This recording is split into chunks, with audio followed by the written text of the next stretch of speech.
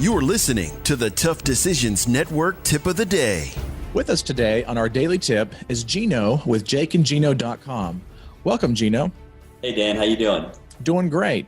Today's question is, why do you guys like community bank financing versus traditional financing? This is a question that I always tell my students. Community banks have so many different types of, great benefits to them. When you're first starting out, financing can be challenging. Community banks are so much more, I wouldn't say lenient, but they're so much more flexible to deal with. I mean, we started out with a community bank, and it was an awesome experience for us. And the terms aren't as great. Community banks will give you 25-year AMs as opposed to, agency financing, which gives you 30. Interest rates are very competitive. Their terms are usually shorter, between 5 or 7 years. Freddie financing and agency financing will give you 10-year terms. They will give you IO right now. So what happened is we started out with community banks. They didn't have this Freddie SBL loans 4 or 5 years ago. I think community banks became so competitive that agency that was like, we got to do something here. So they came up with a Freddie Mac, the SBL loan. Unfortunately, the lowest amount you can get is $1 million loan. So a lot of the properties we were dealing with wouldn't qualify for it.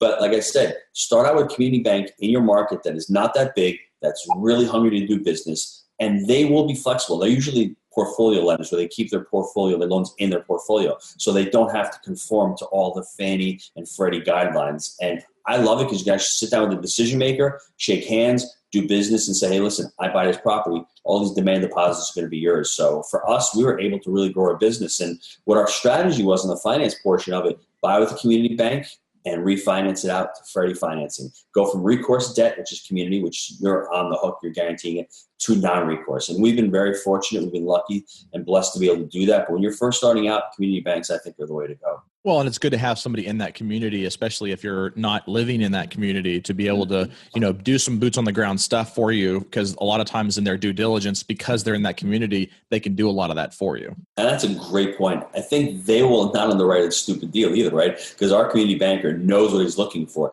I asked him, how do you underwrite a deal for these mom and pops that aren't even giving us any numbers? He's like, if you figure out what the income is, you do a 3-month rent roll, I can backtrack and I can reverse engineer what the expenses are because I know what these things run for. So that's having a great partner. You can call them up and say, listen, I got a deal from a mom and pop seller, the 30 units. He's showing $2,200 a month in expenses. What do you think? My community banker is going to laugh at that and go, this is what we're going to underwrite it for. You can send it back and you have somebody in your corner when you're resetting out and you're underwriting the deal that you won't look foolish because you've got a second set of eyes and somebody who's doing the underwriting in the market. So that's a terrific point that you made. I like that.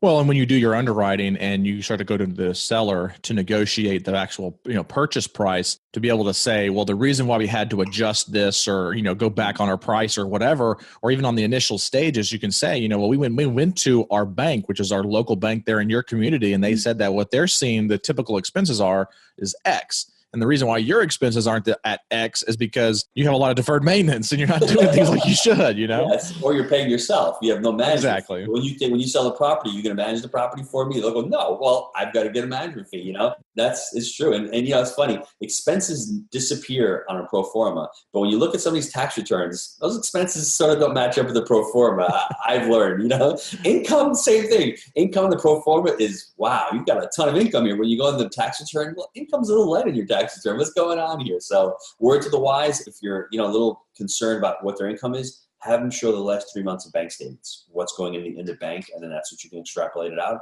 and then just multiply by 4, and that's what you got for your yearly income. If you'd like to reach out to Gino, visit him at jakeandgino.com. Thank you for joining us for this daily tip. Make sure to subscribe to our channel on iTunes to listen in for more daily tips. Every day, we will be releasing a short 3 to 5 minute tip to help you make better decisions. Help us spread the word about the Tough Decisions podcast with your friends, and also take time right now to subscribe and leave a review on iTunes, Facebook, or your favorite platform. You've been listening to the Tough Decisions Show.